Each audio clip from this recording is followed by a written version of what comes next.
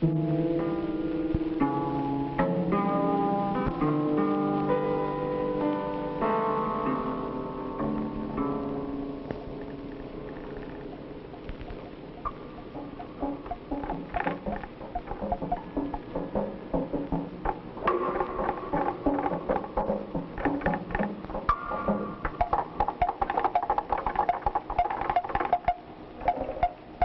has described himself in many ways, but if we concentrate on man in relation to his control over his environment, no description is more apt than the description of man as a tool-making animal. And in the short history of mankind, the majority of the tools which man has made can be thought of as an extension of his muscle power. That is, the ability to perform work faster and in greater quantity.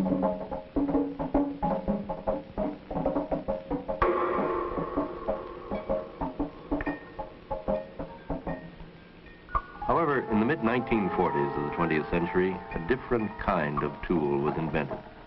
A tool for extending certain of the powers of man's mind. This tool is the electronic computer.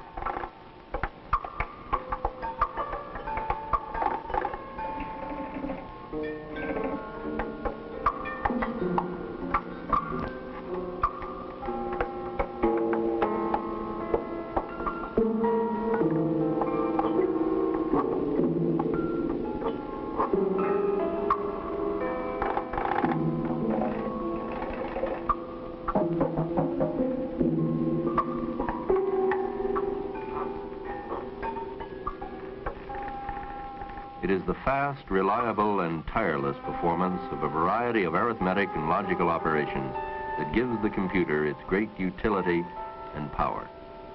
But merely looking at a computer won't tell us very much about what it actually is doing. Neither will this tell us anything about the revolutionary material and intellectual effects of such machines. We can easily see the material and intellectual effects of, say, machines for transportation. We know that the modern jet aircraft represents a great increase in speed over the earliest aircraft. We also know that modern airplanes have made the world smaller and changed our way of thinking about ourselves and our world. And future means of transportation will bring even more rapid and radical changes. But even the difference between the speed of an ox cart and the fastest rocket is small when compared with the difference in speed between calculation by hand and calculation by computer. For example, the first electronic calculator to be completed could do the work of 50,000 people working by hand. Scientists, when they speak of a great change in speed or size, prefer to speak in terms of a unit of measurement called an order of magnitude, meaning 10 times as much. Dr. Richard Hamming, a research mathematician for the Bell Telephone Laboratories, in a paper presented before a meeting of the American Academy for the Advancement of Science, put it this way. The computer revolution is often compared with the famous Industrial Revolution in importance and scope. The Industrial Revolution effectively freed man from being a beast of burden. The computer revolution will similarly free him from dull, repetitive routine. The computer revolution is, however, perhaps better compared with the Copernican or the Darwinian revolution, both of which greatly changed man's idea of himself and the world in which he lives. Before getting into the main part of this paper, it is necessary to discuss briefly the idea of a change in a technology. Change is often measured in units of an order of magnitude, meaning roughly a factor of 10 times as much. It is a common observation that a change of an order of magnitude in a technology produces fundamentally new effects. As an illustration, consider the following example. Modern jet planes are about 1 order of magnitude faster than Wright brothers' first plane.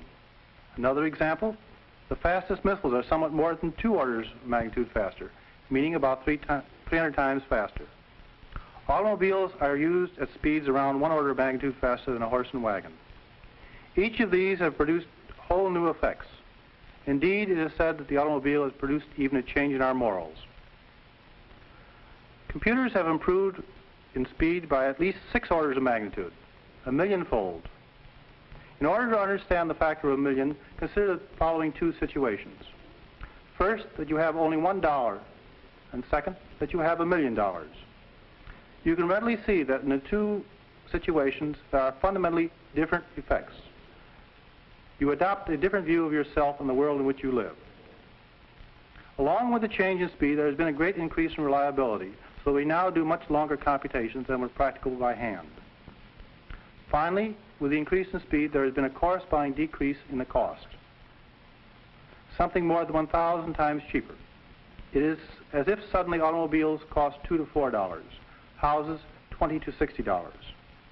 And the changes in the computer technology are still going on. These, then, are the... We hardly need to be reminded that we live in a world that is becoming more complicated and more crammed with information every day. One description for this vast quantity of data on everything from the lifetime earning records of an individual to the beeps and pulses relayed to Earth from a space satellite uses that overworked word, explosion. This time, an information explosion. The computer is an invaluable tool for processing these millions of bits of information in accurate, fast, and economical fashion, in accordance with rules and instructions provided by the human programmer. In the most gigantic of all record-keeping jobs, the Social Security system, more than 1 million personal records can be processed in one day.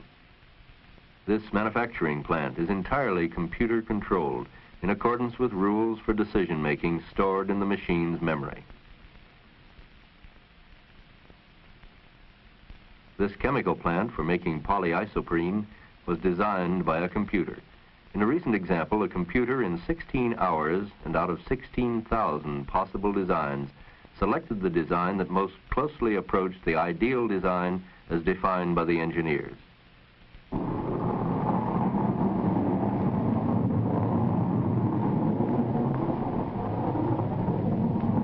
And this actual firing of the multi-million-dollar Saturn rocket was simulated on this computer many times before the actual firing was authorized. And these simulated firings, which helped eliminate many of the problems in the functioning of the rocket, cost only a fraction of what an actual launching would have cost. Each of these operations, record keeping and accounting, control, design, and simulation, is achieved through the manipulation of numbers according to instructions and rules given to the computer by the programmer. But what are these rules, and what is the relationship between numbers and the real things they are said to represent? These are some of the questions that we put to the scientist whom we've already seen, Dr. Richard Hamming, research mathematician at the Bell Telephone Laboratories. Well, I would say that at present at the Bell Telephone Laboratories, we do about 10% of the experiments on a computer and about 90% in the laboratory. I would expect that in time we will do 90% on the computer and 10% in the lab. Speed, cost, and effort favor the computer over the laboratory approach. This advantage is possible because we construct a mathematical model rather than a material model. I use the word construct because the mathematical equations are the construction rather than a materialistic physical model. It is perhaps fortunate we have found, particularly in the field of physical sciences, that our predictions based upon the mathematical models agree very well with what we observe in the physical world. The 19th century physicist Heinrich Hertz described the concept of a model in these words: "We make for ourselves internal pictures or symbols of external objects, and we make them of such a kind that the necessary consequences in thought of the internal pictures are always pictures of the necessary consequences in nature of the object symbolized." The idea of a mathematical model is fairly easy to understand. A very simple, trivial example is the numbers you calculate on your check stubs. You combine the various numbers by addition and subtraction, and they correspond in a very real sense to the amount of money that you have in the bank. The mathematical model is the numbers you manipulate. The amount of money you actually have in the bank is the physical world. Let us consider now a slightly more complex example. This is a common experience for most of us. The front end of the car dips sharply when we come to a sudden stop. In technical language, there is a transfer of weight from rear to front in the action of braking. A mathematical model of this transfer of weight can reveal exactly how much weight is on both wheels. And different road surfaces and braking conditions will result in different weight distributions. But the mathematical model for the transfer of weight from rear to front will remain the same. In this mathematical model of a behavior of an automobile, we can use a computer to simulate what would happen in actual practice. We have actually found that our mathematical models of automobile traffic predict very well many of the effects which we observe. Returning to our more general remarks about the use of computers, we first use computers to simulate situations in engineering, situations which we had been doing before by hand. The computers allowed us to do much larger and more complex problems. But this ignored the order of magnitude effect which we spoke of. We are now beginning to use the machines in entirely new ways on entirely different problems. And this is the exciting part. This is the intellectual aspect of applying the machines to completely new ideas that has so excited many people in the field. One of the characteristics of human beings is that, among other things that they do, is that they solve problems. And what it means, of course, to solve a problem is being able to not only get an answer to a question that arises in a particular situation, but then to find other cases that are similar to the initial one, so that we are, in effect, in a position to solve not just one concrete problem, but a whole class of them. This is Professor Ernest Nagel, a leading logician and philosopher from Columbia University. Once a domain has been developed to the point where answers can be given from given set of assumptions simply by following some set of instructions or some rules, then it's not entirely evident that one should be thinking of the significance of every step that one is performing. Well, is it also possible to instruct machines to follow the rules of thought? Indeed, I think this is, of course, the basis for having machines or computers, since their entire task consists in following a set of rules or programs, so that in a very short span of time, they're able to come out with an answer that would have taken human beings an extraordinary length of time to produce. It seems to me that the computers, because they enable us to ask new questions, also enable us to get entirely new answers. They do not answer all the old questions, but because the questions are new, the answers are also new and very exciting.